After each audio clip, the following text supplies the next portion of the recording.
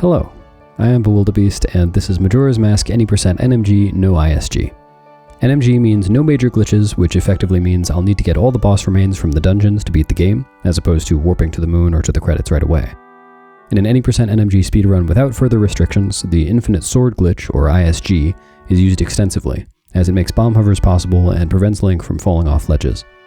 In this category, however, ISG is prohibited, which yields a substantially different route from standard any % NMG, and showcases quite a few fun and quirky glitches not seen in other categories.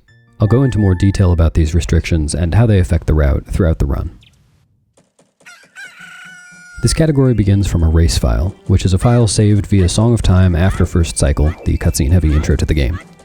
I'll talk more about this later, but for now suffice it to say that the file begins immediately after obtaining Song of Healing and the Deku Mask, and with 101 rupees in the bank and the intro cutscenes cleared for the different areas of Clocktown. The run begins then by withdrawing a full wallet's 99 rupees in order to buy the bomb bag and bomb shoes for all the tricks coming up. Note that I didn't hit the South Clocktown Owl statue for warping, nor was it already hit in the starting file. This is in preparation for a glitch called Index Warp that I'll activate and explain later on. While I'm picking up groceries, let's quickly go over the outline of the route. Similarly to standard any % NMG, the first half of this run is all preparation for what amounts to a dungeon rush in the second half. The things I need in the first half are the bow to activate the aforementioned Index Warp, a bottle both for Zora eggs and a glitch called Remote Hookshot we'll see several times later on, Zora Mask to get New Wave Bossa Nova, the Hookshot, also used for Remote Hookshot, and a glitched sword, which we'll get back to in 20 minutes or so. The path to the bow begins with one of the more involved tricks. To get to the swamp entrance quickly, I'll use a super slide, timing grabbing a bomb out of a roll to coincide with the bomb exploding and providing a damage source that sends Link flying backwards as long as I continue holding shield. But I'm not super sliding directly to the swamp entrance because there's a trigger for a 2-minute long cutscene that I'd rather not watch right now. Instead, I'll super slide to this nearby gossip stone to perform a glitch called Time Stop, shielding and using a cutscene item, in this case the ocarina, on a specific frame after a bomb explodes in Link's raised hands, to enter a state where Link can play ocarina songs while moving. I played Song of Double Time to advance to night, deactivated Time Stop, started a super slide towards the swamp entrance, then pressed A to confirm the text prompt right before Link hit the cutscene trigger. While the day transition text was up, the super slide was paused. But between the text disappearing and the camera returning to Link, the super slide continued, and the cutscene couldn't trigger in that period. The super slide carried Link all the way to the load zone in that short time, which triggered the cutscene but immediately cut it off as the load transition began, skipping the cutscene entirely. And now I can head to Deku Palace. That sequence was kind of a lot, but coming from a background in glitchless categories as I did, it does feel great to skip that cutscene. During my runs of this category, several people asked whether it would be better to simply activate Time Stop at the Gossip Stone and walk to the load zone, as Link can't activate the cutscene trigger during Time Stop. The problem with that method is that it leaves the cutscene trigger there without disabling it, and this route backtracks through the area, so I would hit the cutscene on the return trip.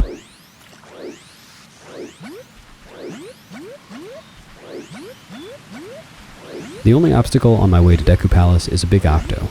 To skip saving Kume and riding her boat through the octo, I'll stand right at the edge of a flower and take damage to get a long jump to the wall next to the octo, then transform to Deku before being caught and launched off. Since drowning as Deku brings Link back to the land he most recently stood on, he spawns back up on the wall, and invincibility frames last long enough to get past this octo to the one on the other side of the tunnel. Interestingly, the only technique in this trick banned in glitchless runs is the initial long jump. But because it's possible, though quite a bit harder, to get up to the wall from a jump off the nearby lily pad, Big Octo Skip is even done in some glitchless categories.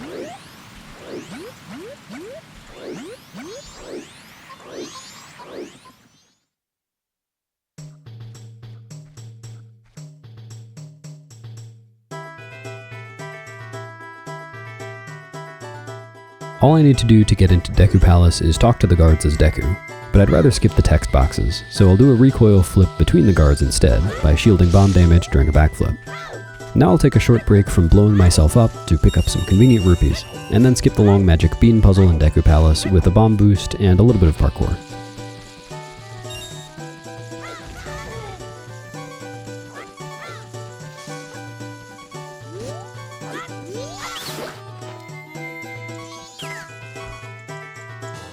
Oh, nice.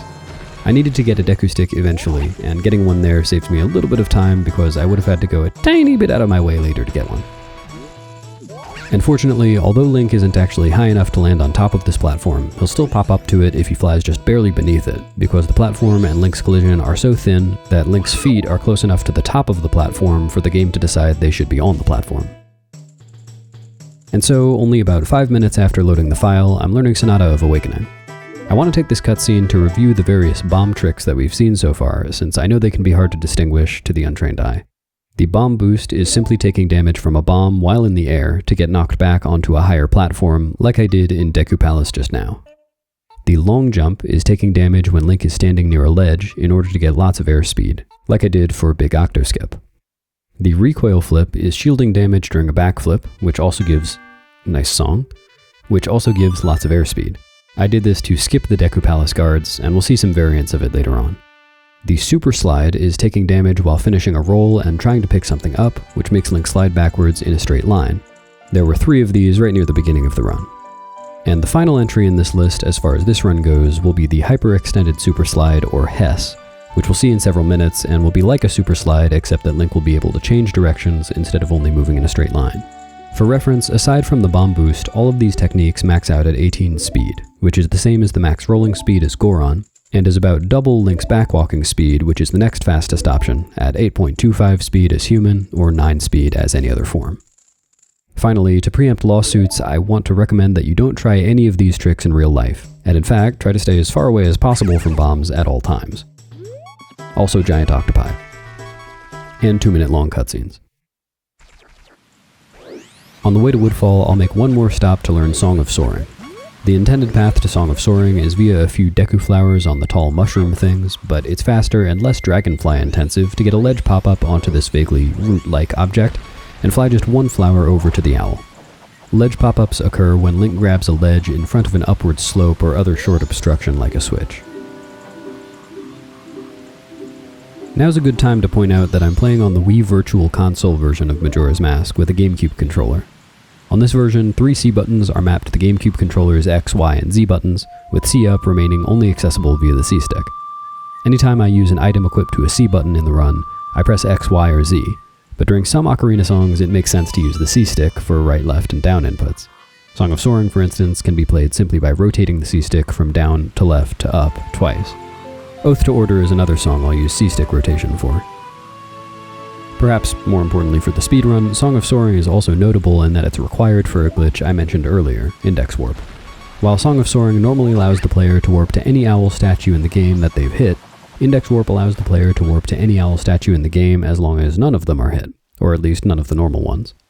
This will save a lot of time in this run, as it means I'll be able to warp to areas I haven't been to yet, but I'll need to activate the glitch in Clocktown using the bow, so I can't use it right now to warp to the Woodfall Owl statue and skip this movement through the swamp. The fastest way to deal with these hip loops is to stun them and then hop or walk around them.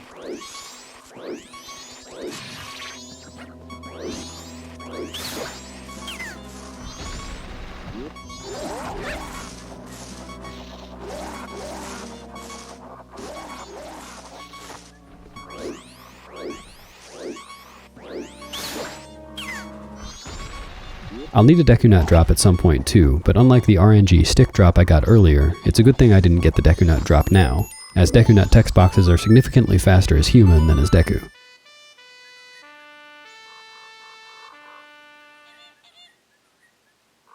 Again, note that I didn't hit the owl statue just now, as hitting it would make Index Warp impossible.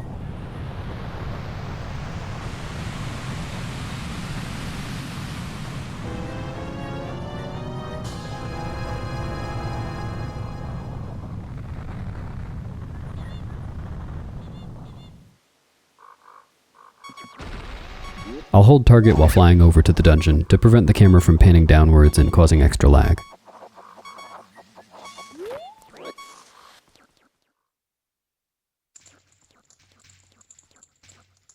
Crossing this first room is faster done mostly on foot than using the Deku flowers. Looking ahead, the bow is on the middle story of the east wing of the dungeon.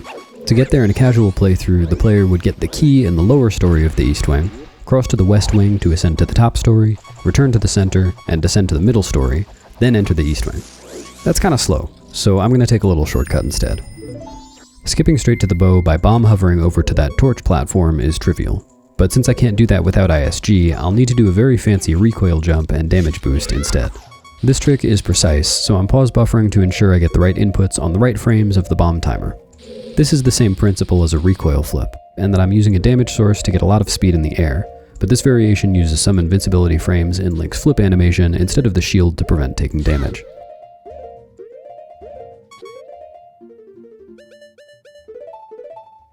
Yep, gotta make sure to equip the stick 3 times, don't forget it. Now, the recoil jump by itself isn't quite enough to get Link to the torch platform, but shielding a bomb chew for a damage boost barely got him there. Now, the bow room is just down the hall, but I'm down to half a heart. How concerning.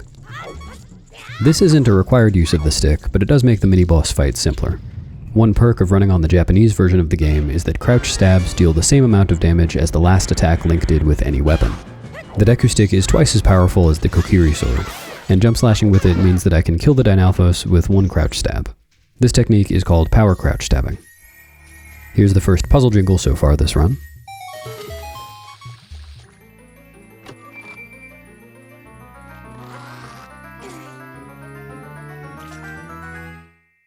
Well, I managed to get past that tough mini-boss without losing my last half heart, but at this point in the route, Link learns the toughest lesson of all, that there is no greater threat to Link than himself.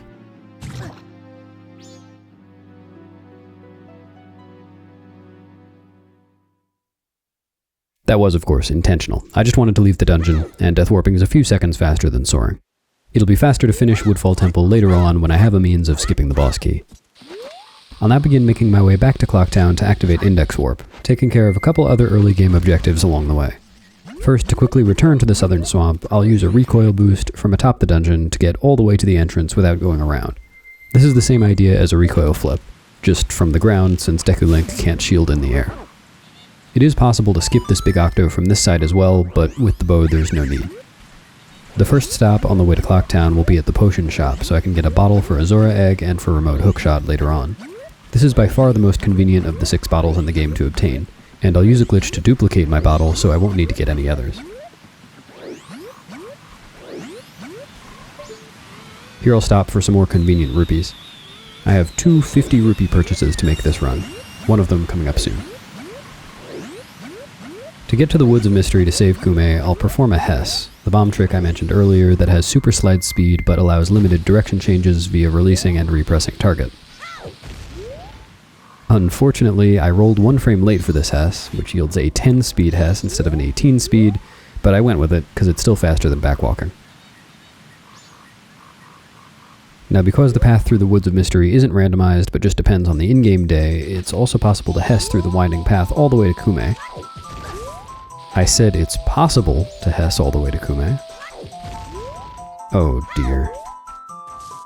Take that, you bush. I guess I'm hoofing it.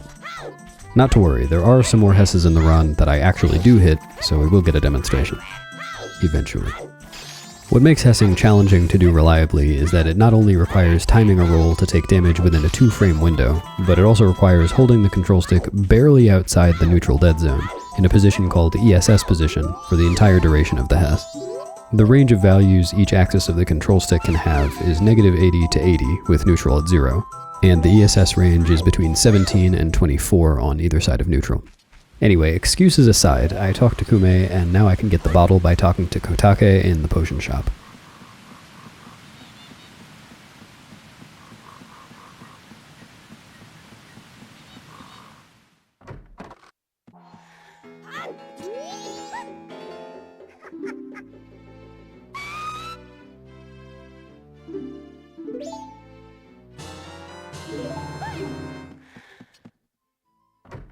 With the glitch I'm going to use to duplicate this bottle, I can duplicate it over the item slot on the pause screen for any item I already have, at the cost of not being able to use that item anymore. For that reason, I'll get a Deku Nut drop from this Baba, as finishing the game without Deku Nuts is far easier than without, say, the bow. Now my next stop on the way to Clocktown is in Termina Field, getting the Kokiri sword stolen by Tokori, the bird that steals Link's items and brings them to the Curiosity Shop. Tokori can also steal bottles, but not if they have spring water in them, so before leaving the swamp, I'll drink the potion and fill the bottle with water. On first glance, losing the sword might seem detrimental, but if I buy back the sword from the Curiosity Shop as Deku Link instead of Human Link, Deku Link will be able to use the sword, and that will let me do a number of things, including skipping the Goron mask entirely. This will be the first of my 2 50 rupee purchases. That's not a super slide. Actually, what I got there was a ground jump. You saw the little forward hop, which in this case happened because I tried to grab the bomb too early. Takuri is over by the entrance to Milk Road, so now I'll do a HESS correctly and get over to it quickly. I promise there's a real HESS in here somewhere. There we go.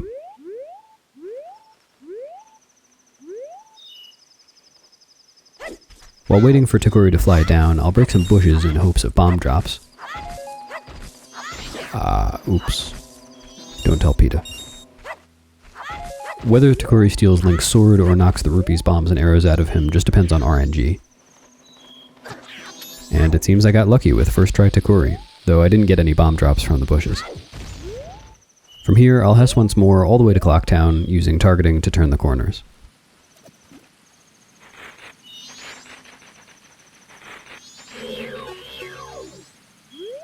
Whoops, overshot a little bit there.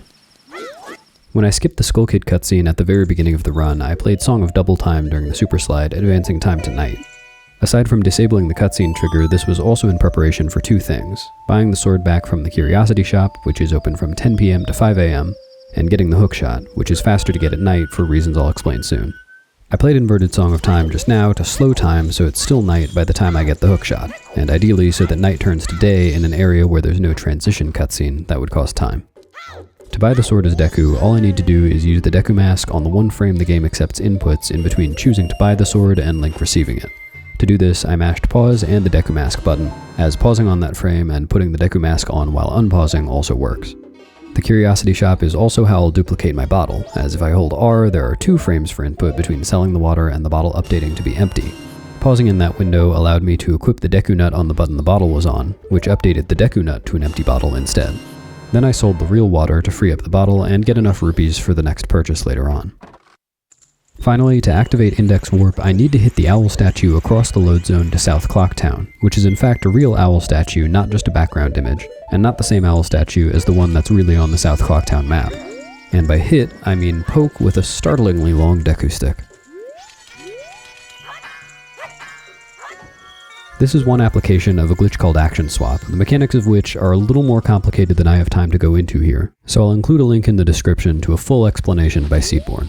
What's relevant for this application is that the game runs a timer for a burning Deku stick that begins at a positive number, and the stick's length decreases as the timer approaches 0 and the stick burns out. But pulling out the Deku stick in a special way made the game begin this timer at a negative number. Since the timer was past 0, its length was actually negative, and the timer counting down from a negative number made the stick grow in length behind Link. Some colloquially refer to this application of Action Swap as Big Stick Energy, but Action Swap will have another application later on in this run. Anyway, I just HESSed across Termina Field and HESS clipped through the Observatory fence, and now I'm going to get the Moonsteer, which will be useful for 2 glitches coming up soon, neither of which having anything to do with the Moonsteer's intended purpose.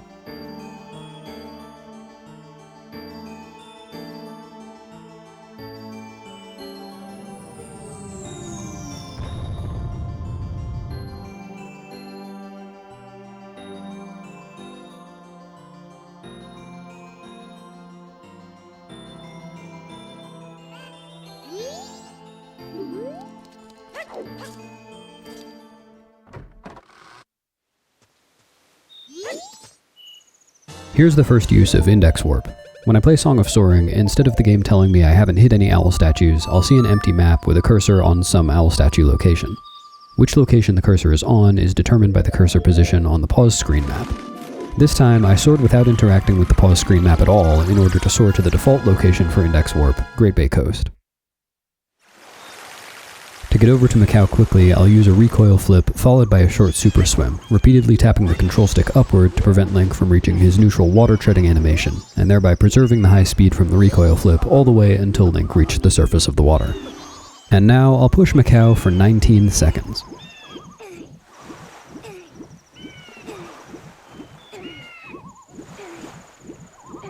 Yep, still pushing.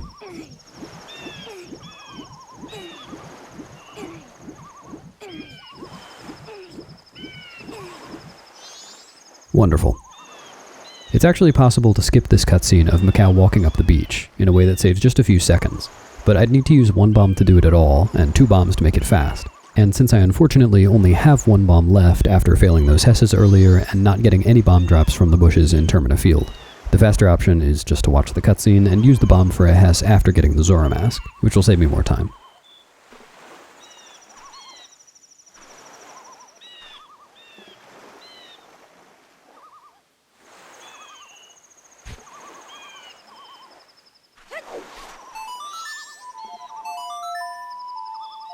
I mentioned earlier that this category skips getting the Goron Mask, but since the Zora Mask is required for learning and using New Wave Bossa Nova to enter Great Bay Temple, the only speedrun categories that can beat the game without Zora Mask are ones outside the No Major Glitches rule set, such as Unrestricted Any %, which not only skips the Zora Mask, but also the Deku Mask, which is even more required in a normal gameplay setting.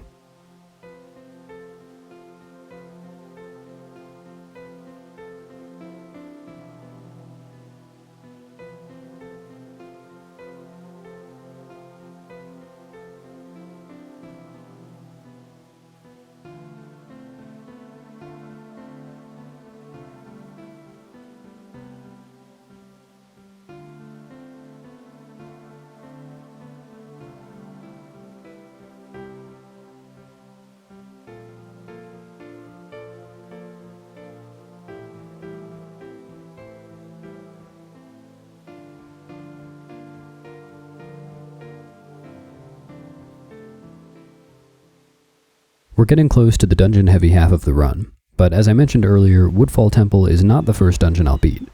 I split it into 2 trips because ISG is required to skip the boss key if I don't have the hookshot. Finishing Woodfall also incurs a long cutscene with Tattle, but only if it's the first dungeon completed. So since I'm already splitting it into 2 trips, it'll be fastest to finish another dungeon first. In fact, Woodfall will end up being the 3rd completed dungeon, for reasons I'll explain when we get there. The first dungeon up is Great Bay Temple, so I'll now go get the hookshot and a Zora egg in preparation.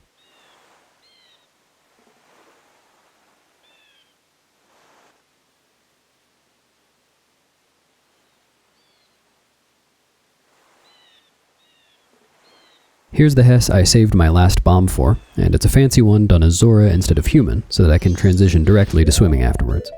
I'll transform into Deku before Zora because the first instance of using a new transformation mask has an unskippable cutscene, but only if using that mask while human. And I got another slow HESS. Hoofing it yet again.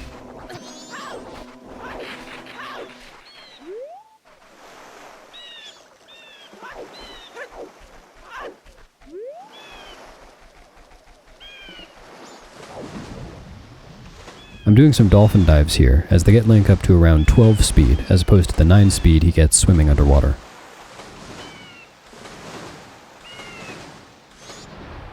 And here's the second puzzle jingle in the run.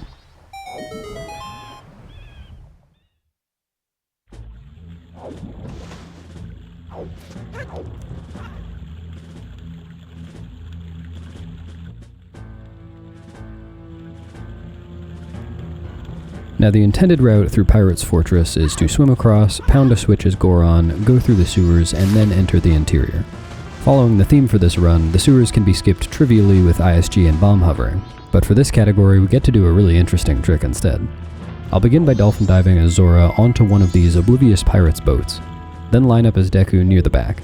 Right as the boat travels over the underwater vent that ejects Link from inside the sewers if he gets caught in it, I'll slash the Deku sword, causing Link to momentarily hover as the boat slips out from beneath him. On a certain frame of this hover, I can pull out the Moon's Tier to get a cutscene dive, and if I close the text box within the first 2 possible frames, Link has just enough height to get a pop-up onto the ledge. So where did the flowers come from? It turns out that this underwater vent works the same way as the updraft vents in Stone Tower Temple, so it gives Deku Link flowers if you manage to get him down there. The Deku sword will be useful in other parts of the run as well, but this sewers skip was the reason it was worth getting, as this skipped getting the Goron Mask entirely, which is quite slow. I also won't follow the intended route through the interior of the fortress, which is to climb the central ladder, enter the upstairs of the hookshot room, watch a cutscene, shoot the beehive, then go downstairs and get the hookshot. Before the beehive has been shot, there's a pirate guarding this downstairs door, but at night, on the Japanese version of the game, the guard doesn't see Link right away, making for a much more direct route to the hookshot.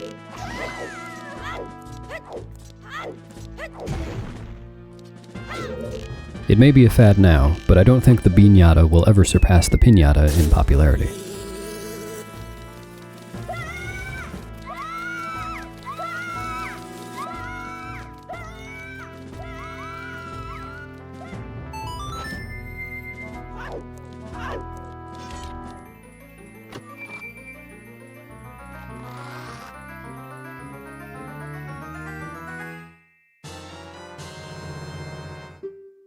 Since I need to be Zora inside the egg tank to get the egg, it's faster to jump to the tank from the chest rather than transforming, hookshotting up, and transforming again.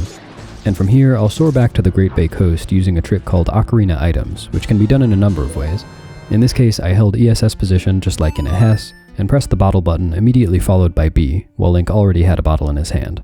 For some reason, this causes Link to pull out the ocarina even while underwater, skipping a little bit of movement and equipping the real ocarina. I had another empty bottle, so while I was in Pirate's Fortress, I could have gotten one more of the 7 total Zora eggs needed to learn New Wave Bossa Nova, but I'll actually only need the 1 egg on account of a glitch called Equip Swap. If I highlight an item or mask with the cursor on the pause screen, page turn to another part of the menu, then page turn back and press up left and a C button at once on the first possible frame after the page turn, the game will equip the item or mask that the cursor was highlighting from the top right item slot on the page, effectively duplicating the item. In this case, I put the cursor on my Zora egg bottle, then equip swapped it over the Moon's Tear and dumped the egg from the bottle on the Moon's Tear slot, leaving me the original egg to duplicate repeatedly. Filling this top right slot on the item menu was the other reason getting the Moon's Tear was important, as without that slot filled, I could only use my top left slot for equip swap, and that's the ocarina, which is kind of important not to dupe over except in very controlled circumstances that we'll actually see later on in the run. And so I'll simply equip swap my egg 6 times and then dump the real one for a total of 7, which is far faster than getting the real eggs, 4 in Pirate's Fortress and 3 in Pinnacle Rock. Unfortunately, as equip swap is frame perfect with 2 inputs, I did fail it a few times here, but at least it can be retried quickly. And for reference, while the game runs at 20 frames per second in normal gameplay, the pause menu runs at 30 frames per second.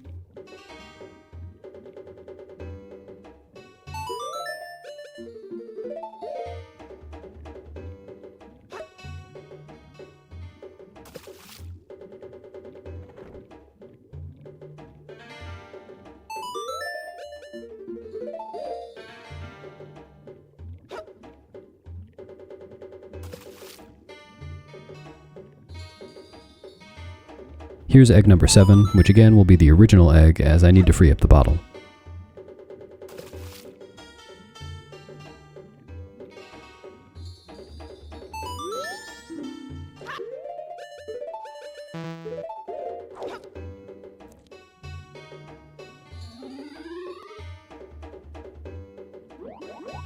Conveniently for speedrunners, the game actually puts New Wave Bossa Nova in the inventory when Link pulls out the ocarina to learn the song, rather than after he plays it. And even more conveniently, there's 1 frame between pulling the ocarina and the learning cutscene beginning, where it's possible to pull the ocarina again and soar away, skipping the cutscene. Now I have everything I need to enter Great Bay Temple, so I'll head to Zora Cape. Unfortunately, I can't use Index Warp to warp directly to the Zora Cape Owl statue because, as I mentioned before, the Owl statue Link warps to with Index Warp is determined by what map point the cursor is highlighting on the pause menu. The default location is Great Bay Coast, which is the only place I've soared so far, but for any other place I want to soar, I'll need to highlight a map point, and map points only exist for places I've already been to. By the way, check out this neat Zess out of the water. Whee! Anyway, right now I could highlight the Woodfall map point to Index Warp to Clocktown, or highlight the Clocktown map point to Index Warp to Milk Road, and so forth. But to Index Warp to Zora Cape, I'd need the map point for Zora Hall. So that one's kind of a dud, but at least swimming there doesn't take long.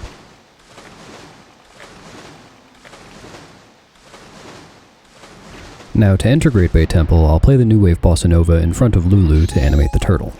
This incurs a long cutscene, and similar to the New Wave Bossa Nova cutscene, there's 1 frame after I play the song where the game will accept inputs.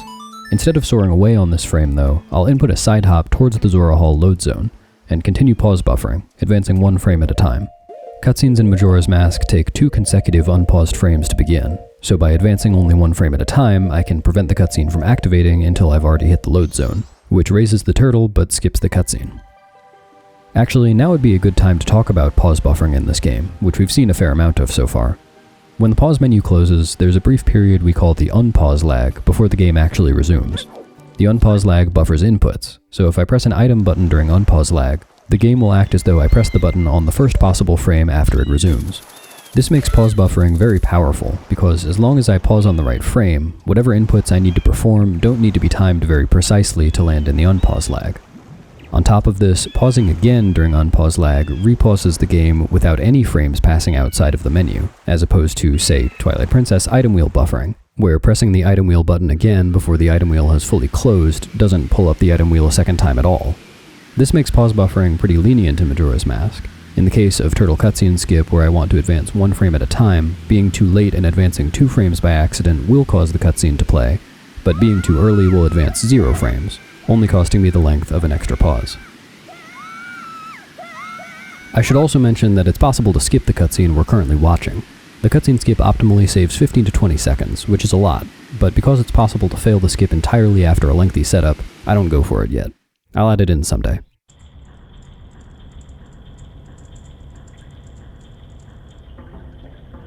Since the dungeon item in Great Bay Temple is the ice arrow, which is completely useless in this category, I want to head directly to Gyorg. The fastest way to do this exploits the fact that while in a dungeon in this game, the entire dungeon's collision and load zones are always active, even in unloaded rooms. Thus, from the very first room of the dungeon, if I use a bomb to push Link out of bounds, say goodbye to the turtle, then line up properly, I can do a recoil flip and barely make it to the boss room load zone.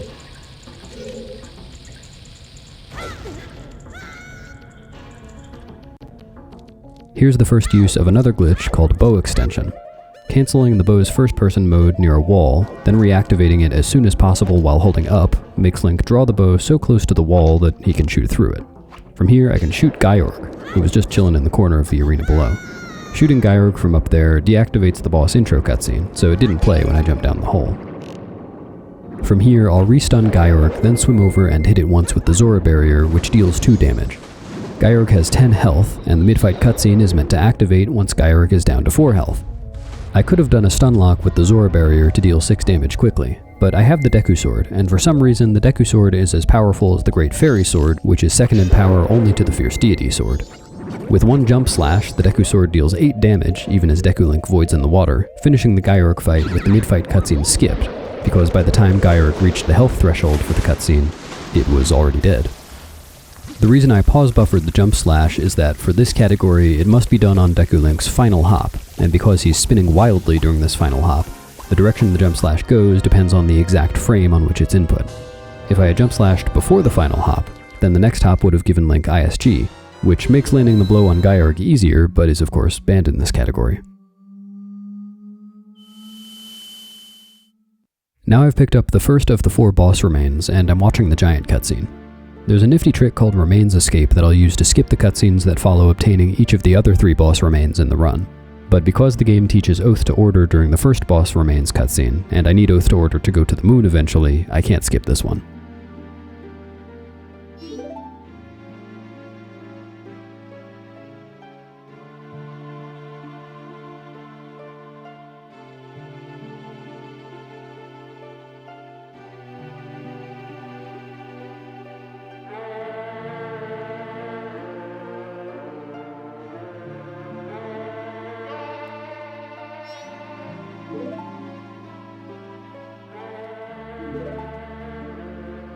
Who knew Tattle was a master of the glockenspiel?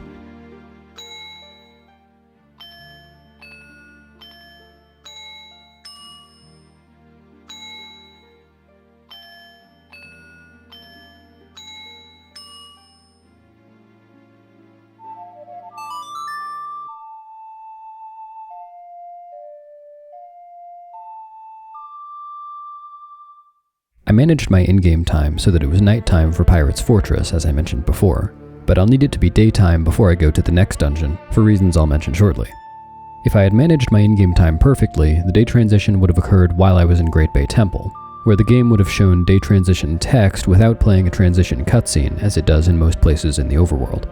However, in this run, I unfortunately played Inverted Song of Time slightly sooner than I should have, so ultimately I was a few seconds shy of the day transition when I killed Gyorg.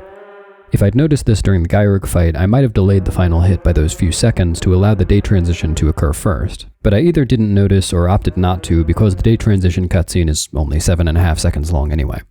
The silver lining is that because I'm so close to a day transition in the overworld now, the game will be teeny tiny until the transition.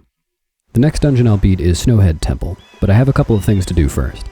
To start off, I'll set my cursor to the Deku Palace map point, which lets me index warp to Mountain Village, conveniently skipping a lot of overworld movement. Visiting Mountain Village seems intuitive as I'm on my way to Snowhead Temple, but in fact it has nothing to do with Snowhead. I have an ulterior motive, which is to go to Goron Village to get its map point for use for a later index warp.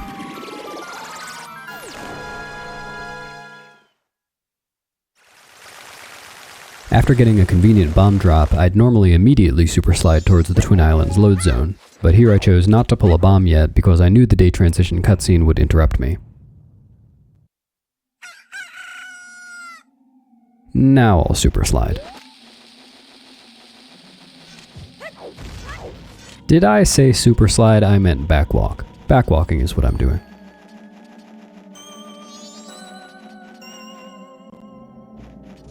While it is theoretically possible to HESS across the bridges in this area, it's very difficult to do so without ISG to prevent Link from falling off. I'll just go through this area glitchlessly.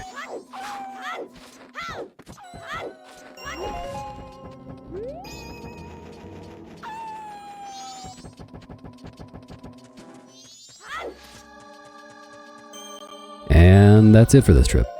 All I needed was the map point, which I got by entering this area. Now I'll really start heading to Snowhead Temple.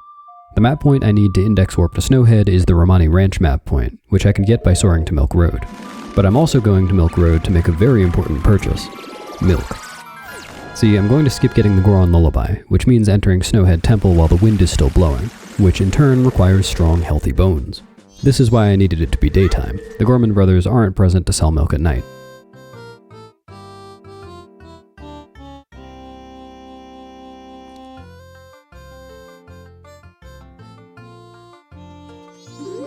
Okay, there is a bit more to it than needing strong bones. I'm going to use the milk for remote hookshot, which is a glitch with several different applications, 4 of which will be showcased in this run. Like action swap earlier, the fundamental mechanics of the trick are a bit complicated and not entirely relevant, so for anyone who's interested, I'll include a link in the video description to a thorough explanation of the glitch from Fig. What matters is that if I have an empty bottle equipped, aim the hookshot, and then drink a bottle of full milk, reducing it to half milk, the hookshot instance doesn't get eliminated as it should. The next time I pull out the hookshot, no matter where Link is, the hookshot that I aimed earlier will shoot from the location I aimed it at the location it was aimed at when I drank the milk. I'll equip swap my milk bottle just like I did with the Zora eggs earlier to preserve my original full milk for more uses of remote hookshot later on, then set up my remote hookshot with this hookshotable pole.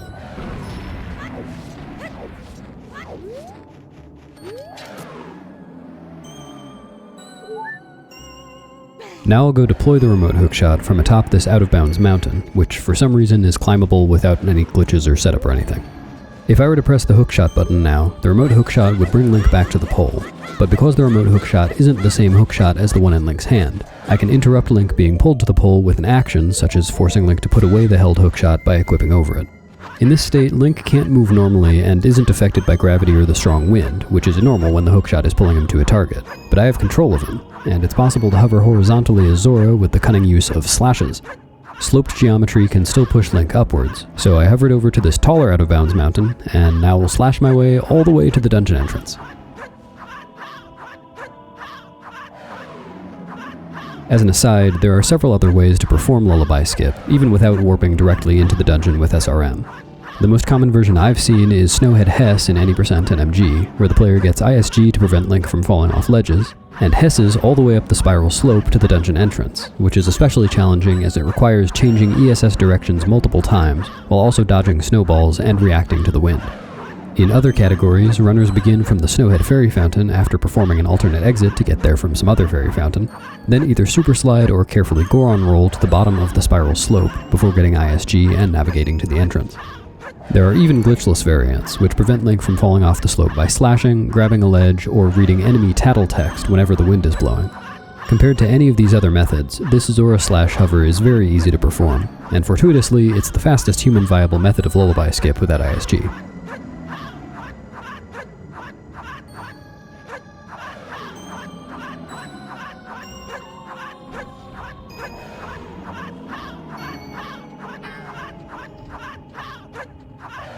Like in Great Bay Temple, I don't actually need the dungeon item in Snowhead, so I'll want to head to the boss directly.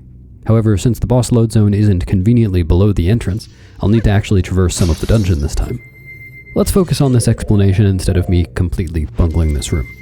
The fastest way to get to the dungeon's hub room is to melt the icy door in this room using Action Swap. I used Action Swap earlier to extend my Deku Stick and hit the Hidden Owl statue in Clocktown, but this application of the glitch is different. Pulling out the Deku Stick in the same special way as before makes the game consider the stick to be a ranged weapon, and the projectile associated with it is a lit arrow. This pause buffering is to time a frame-perfect stick pull to coincide with some tattle text, which I'll talk about more in a minute. This activated Action Swap, and now I can use the icicle to clip link through the block to get to the icy door. I'm equip swapping Milk again, which is foreshadowing that we'll see a second application of remote hookshot in the upcoming hub room. The boss door is at the top of the room, and remote hookshot will get me part of the way there. First though, I can stand in a somewhat precise position and use the hookshot normally to ascend one story without calling the Scarecrow to act as an intermediate hookshot target. The vertical angle for this shot is precise.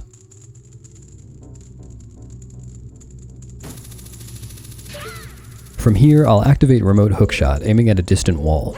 When I next pull the hookshot, the remote hookshot will take long enough to reach that wall that I'll have enough time to aim the real hookshot up to the top of the nearby torch. The two hookshots reaching their destinations at around the same time startles Link and causes him to jump very high.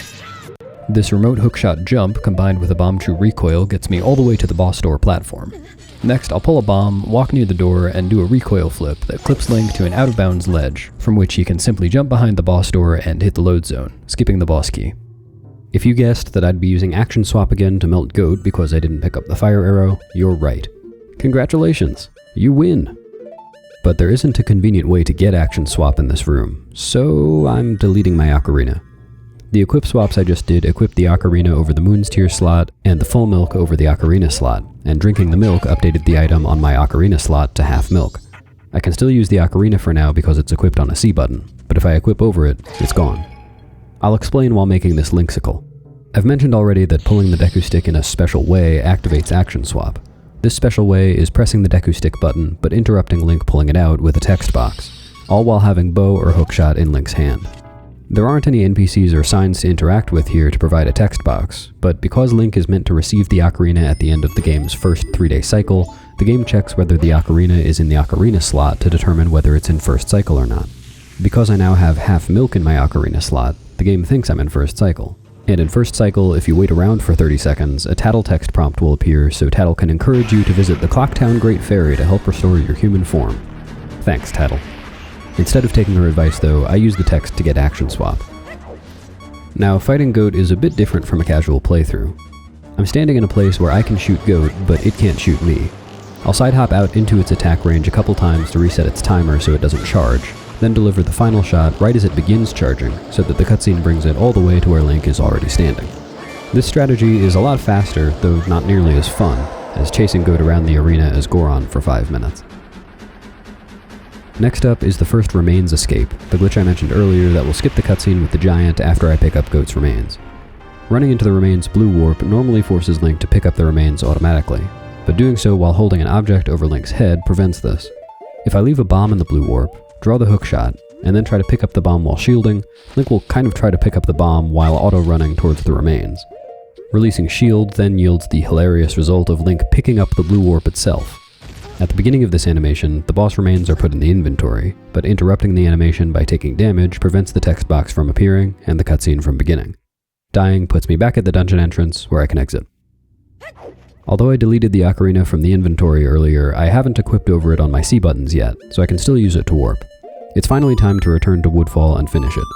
That said, I will need to get the Ocarina back in its item slot at some point. Otherwise, when I eventually go to the clock tower and play Oath to Order with all the boss remains, Link will be warped out to Termina Field instead of to the moon. I also want to mention that before Remains Escape was discovered, speedruns already skipped the Remains cutscenes, but did so by activating stored Song of Time text after picking up the remains. Playing Song of Time gets rid of all ammunition including explosives though, which makes Remains Escape faster and more convenient in most cases.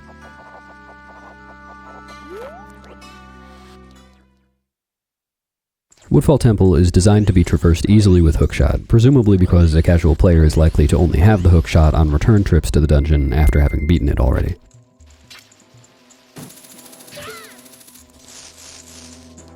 I'm just trying to head to the boss door, so I'll hookshot over to this recessed torch and carefully to avoid falling down.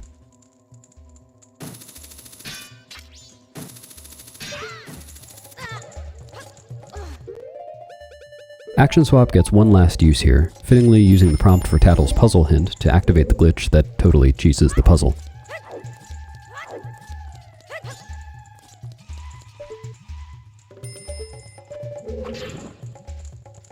Here's puzzle jingle number 3. Here in the room with the boss door, I'll first kill the dragonflies so that they can't utterly destroy me, then hookshot up to the boss door for yet another distinct application of remote hookshot.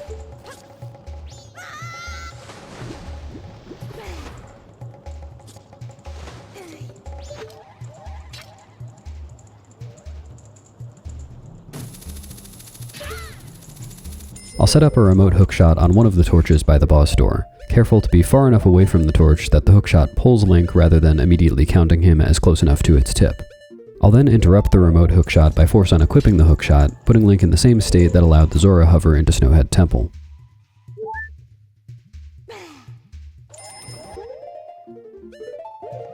In this state, pulling the hookshot out again causes Link to, do that. That's called a hook slide, and it can go through walls, but unlike the Zora hover, it is limited by being subject to gravity. The Adola fight is straightforward, but kind of awkward. I want to do Remains Escape again, and it'll be much easier to do so if I kill Adola in its starting position, so that its remains don't appear on the central flower. It'll only take 5 slashes from the Deku Sword to kill Adola, and I can get a stun lock with well-timed slashes, but the combination of Link moving around on the flower and the Deku Sword being so short makes controlling the slashes difficult. Thankfully, this fight went smoothly. By the way, one quirk of Deku Sword is that if its slash hits something that causes a certain kind of recoil, such as a torch or Adola's sword or shield, the recoil animation never finishes and Link is stuck unless he gets hit by something. I assume this soft lock has something to do with there not being an animation for this recoil, but I'm not sure. It's kind of a miracle Deku Sword works at all. Remains Escape here is almost exactly the same as it was for Goat, with the only difference being that I have full health as a result of needing to drink milk as part of the boss key skip, but I have plenty of bomb chews to damage down with after interrupting the remains pickup. The only dungeon left is Stone Tower Temple, but I'll take care of 2 things first while I'm in the swamp. Just like earlier, I'll leave the dungeon with Deku Shield recoil, this time heading towards a red rupee chest for the 4th and final distinct application of remote hookshot in this category. This application is Get Item Manipulation. When Link is near any item he can get, the game accordingly sets the Get Item value, a byte in memory whose value corresponds to the item Link should receive, and whose sign determines when Link receives the item, with positive values giving the item immediately, and negative values only giving Link the item after pressing A to open a chest. So when Link nears this red rupee chest, the Get Item ID is set to -4, and opening the chest would negate that to +4, which corresponds to the red rupee Link should receive. However, with a frame-perfect A press to begin opening the chest while getting a remote hookshot jump, I'll activate Get Item Delay, which means Link is in the Get Item state but hasn't actually received an item yet. Notably, this left the Get Item value at -4. With Get Item Delay, the game gives Link whatever item the Get Item value points to if he surfaces in water, but because the Get Item value is always supposed to be positive by the time Link receives an item, and my Get Item value is still negative, it pointed the game towards a nearby but unrelated part of memory to look up the item to be received, which turned out to correspond to the ocarina, though the text box was glitched and appeared blank. The slower but far simpler strat would have been to order a new ocarina off Amazon. Now, having picked up some spring water to use for a glitch in Stone Tower Temple, I'll use my swamp water covered ocarina to index warp to Stone Tower using the Goron Village map point. This is why I went all the way to Goron Village back before Snowhead Temple. As a side note, Remains Escape skipped the cutscene of the Woodfall area being cleared, which is why the water is still purple. Index warp is convenient throughout the run, but soaring to the top of Stone Tower is by far its most useful application, as it skips getting Elegy of Emptiness and the long series of block puzzles. To enter the dungeon, I'll step on this switch to bring a block over, then activate Time Stop like I did in the cutscene skip at the very beginning of the run, this time to prevent the block's return cutscene from starting when I step off the switch. I can then jump onto the block and deactivate Time Stop to ride the block to the dungeon entrance. This has the unfortunate side effect of making the camera endure a brief period of drunkenness. There's the dungeon entrance.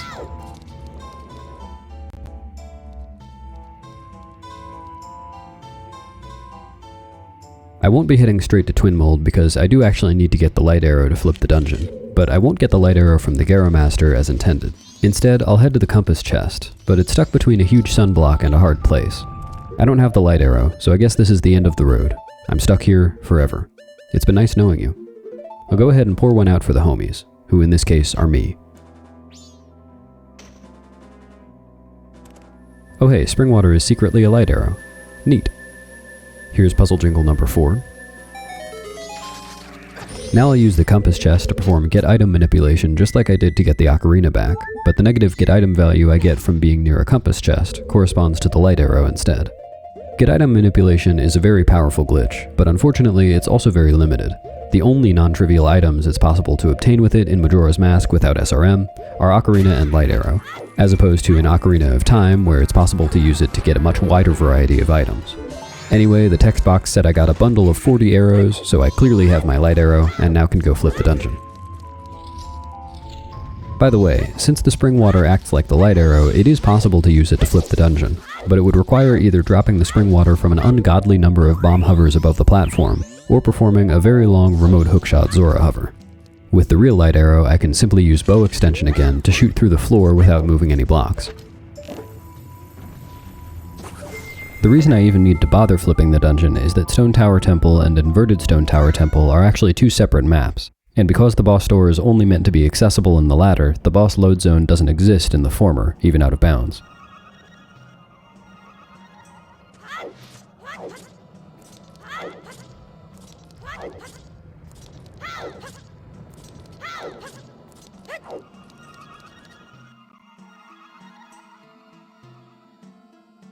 Just like in Woodfall Temple, I'll skip this dungeon's boss key with a hook slide, but to do so, I'll need to do a long jump over to a switch to spawn a hook-shottable chest. While setting that up, I'll also get a convenient magic drop in preparation for Twin Mold.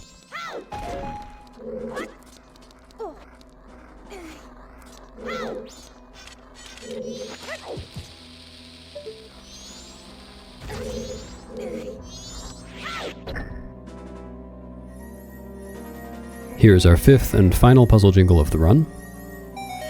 Now I'll juke the Death Armos and hookshot up to prepare the hook slide.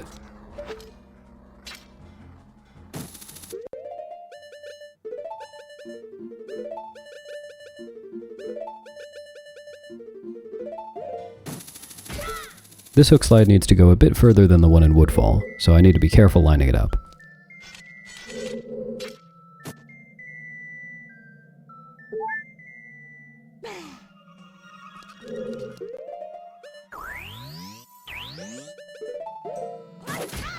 Fasten your seatbelts.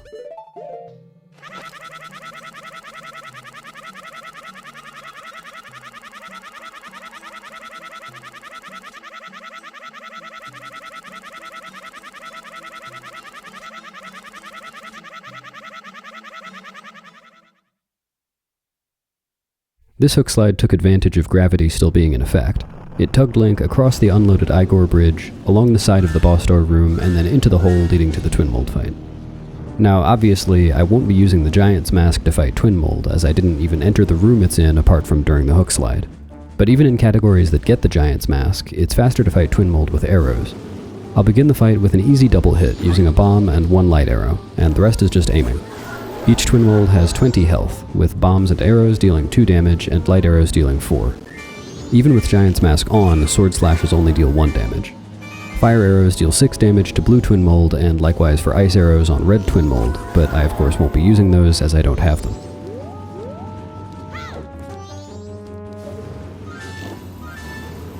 Unfortunately, while light arrows do deal more damage than normal arrows, they also have a long refractory period. So while they don't actually kill Twin Mold faster than normal arrows, they at least have the benefit of making the fight take fewer arrows, which is nice because if I did run out of arrows, I'd either need to beg Twin Mold to break something and give me an arrow drop, or resort to fisticuffs.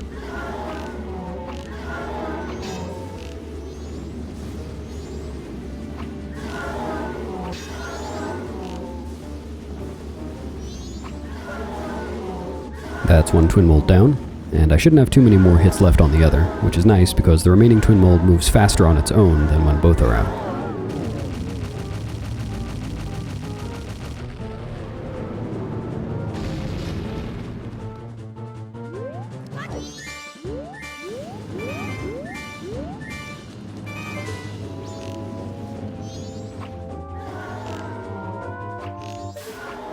just 2 hits. That fight could have been faster, but it wasn't too shabby.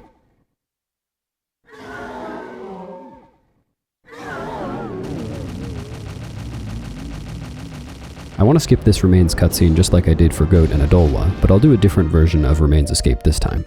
After getting the heart container for some extra safety on Majora, I'll draw the hookshot and run into the blue warp, then pull out the ocarina before picking up the remains. Having the hookshot in Link's hands forces the game to put the boss remains into the inventory even though Link is in the ocarina cutscene state, and closing the remains text boxes while the inverted Song of Time or Song of Double Time cutscene is playing doesn't trigger the remains cutscene. It would be inconvenient to die at this point to exit the room, so instead I'm super sliding to the sand pit at the edge of the boss arena, which conveniently voids Link out and respawns him at the dungeon entrance, just like dying. Yep, still super sliding.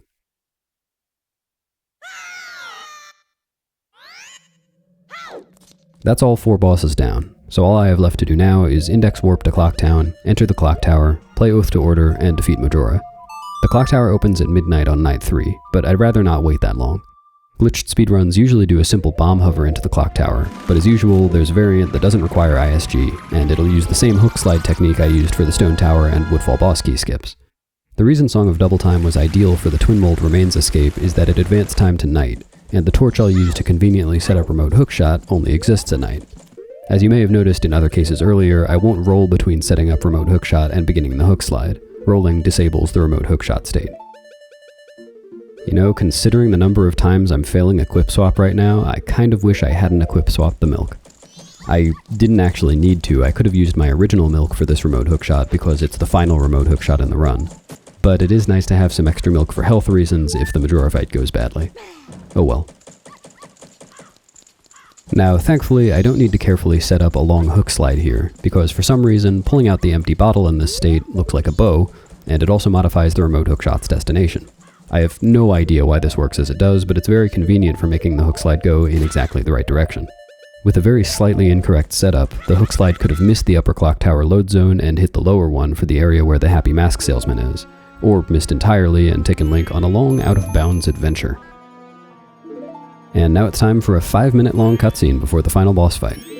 I'd like to take this opportunity to talk a little bit more about the race file that this run began with, and how this category's route compares to the route for any % NMG with ISG. But first, for context, a word on the NMG, no major glitches, rule set for Majora's Mask. It's okay, Skull Kid, the rule set isn't that scary. During the recent showcase run of 100% NMG for AGDQ 2024, many viewers expressed confusion about the rule set, and understandably so. Several glitches used are obviously and pretty inarguably major.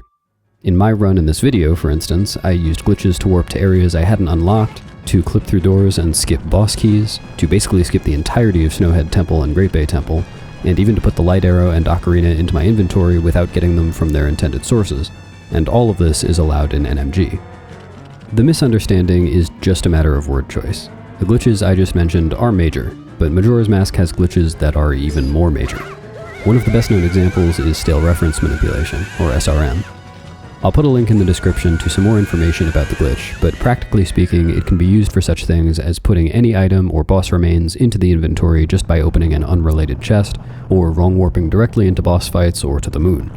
As seen in the current any % unrestricted route, SRM can also be used to perform arbitrary code execution, or ACE, which makes it possible to beat the game in under 18 minutes without even getting the Ocarina or Song of Time. These are still glitches in the game, not cheat codes, and I highly recommend watching unrestricted runs with SRM because they're very interesting. But anyway, a more accurate name for NMG would be something like no extremely major glitches, or something specific like no SRM, ACE, or text overflow. But no major glitches is what the community is settled on for now, and it's at least in the same vein as the spirit of the rule set, which is to be something between glitchless and unrestricted. Now, regarding the race file, First Cycle refers to the period between beginning a new Majora's Mask file and playing Song of Time for the first time, and it's notorious for being a boring part of the speedrun. It takes over 20 minutes in most categories, with most of that duration being cutscenes. For a run to be accepted to the main Majora's Mask speedrunning leaderboard, it currently must start from a new file and include First Cycle, as it is a part of the game and does include control of Link, albeit sparsely, as opposed to the intro cutscenes of Ocarina of Time and the Wind Waker, whose only inputs are for text boxes and are now allowed to be skipped for leaderboard submissions. Some runners prefer to do runs with first cycle, but I personally don't, as even the gameplay that does take place isn't very interesting, and in the context of commentary like this, I wouldn't have had much to say. I did include first cycle in my 100% glitchless commentary, but there is a bit more that goes on in first cycle in that category. Anyway, because any % no ISG is on the extensions leaderboard rather than the main leaderboard, and the extensions leaderboard does accept runs that begin from a race file, this is still a valid run, for whatever that counts for. Now to compare the route for any % NMG without ISG that we've just seen, to the route with ISG. The first big difference is the early game after first cycle. The ISG route hits the hidden owl to activate index warp right away by hovering out of bounds, which means that it doesn't need to backtrack to Clocktown on foot later like the no ISG route does as a result of needing the bow or hookshot to use action swap to activate index warp. Then, though both routes head to Deku Palace to learn Sonata of Awakening, the ISG route uses a grotto alternate exit to get there, saving 2 minutes over traveling through the overworld as the no ISG route does. Alternate exit refers to entering one grotto and exiting a different one. All grottos are on the same map, so this just means going out of bounds from one grotto and then back in bounds in another grotto, then finding the second grotto's load zone. This also works for fairy fountains. The ISG route performs an alternate exit from the Swamp Gossip Stones grotto to the Connection grotto in Deku Palace, but this isn't possible in the no ISG route because it requires hovering. The second big difference is how Goron Mask is skipped, which ties into the early game routing. The two things needed for skipping Goron Mask are Lullaby Skip to enter Snowhead Temple, and a way into Pirate's Fortress without pounding the Goron switch, at least for routes that get hookshot, which both of these routes currently do. While the two routes do use different methods of Lullaby Skip, this doesn't really amount to a routing difference, but entering Pirate's Fortress is quite different. The ISG route can do a very simple hover to skip the switch, but as we saw not long ago, the no ISG route needed Moon's Tear and Deku Sword to do so. Getting the sword stolen by Takori and buying it back from the Curiosity Shop at least integrate nicely into the return trip to Clocktown to activate Index Warp, but getting Moon's Tear at the Observatory is a whole separate trip. The third notable difference is dungeon order. While the ISG route beats the dungeons in the intended order, Woodfall, Snowhead, Great Bay, Stone Tower, the no ISG route swaps Woodfall and Great Bay, with a trip to Woodfall at the beginning that doesn't complete the dungeon. The driving force behind this is that ISG makes skipping the Woodfall Temple boss key possible without the hookshot, so the ISG route goes ahead and finishes the dungeon right after getting the bow, which saves time despite the fact that finishing Woodfall first incurs a long cutscene. Speaking of long cutscenes, I think I'm about to have control of Link again. It seems appropriate to celebrate this occasion by blowing myself up one last time. This super slide takes me straight to Majora.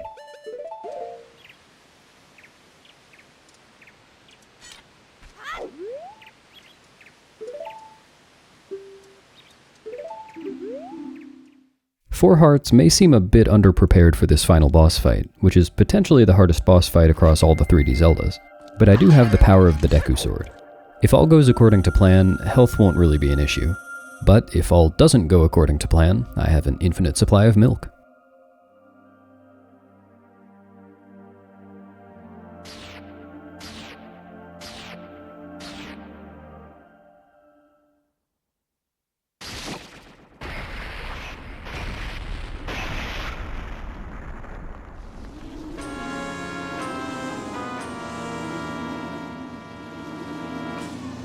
The mask phase is quickly dispatched with Zora Fins and Deku Sword jump slashes.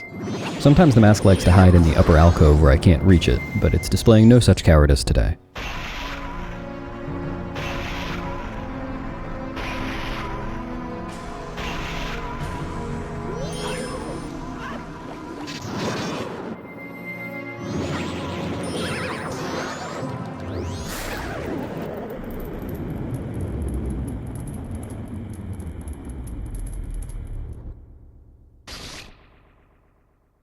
Incarnation is pretty chaotic, but thankfully can be stun-locked once I knock it down. I'll hope it comes my way to start off, but failing that, can knock it down with a bomb placed at the map's origin point, conveniently located in the center of the room. Nope, don't need to. From here, 4 Deku Sword jump slashes finish the phase, and I can time them to prevent Incarnation from escaping.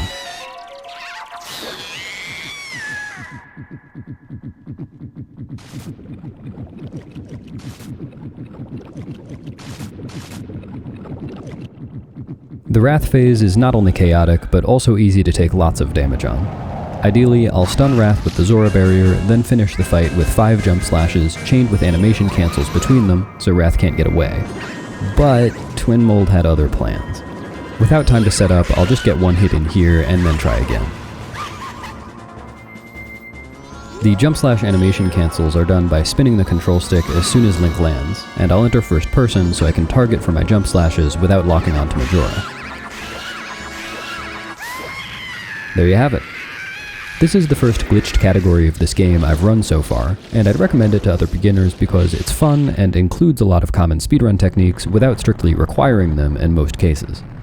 Some parts of this run were dense enough that I had to omit some details, so if you're interested in learning more about some of the more complicated glitches, remember to check the video description for resources. And as always, feel free to ask any questions you may have in the comments. See ya!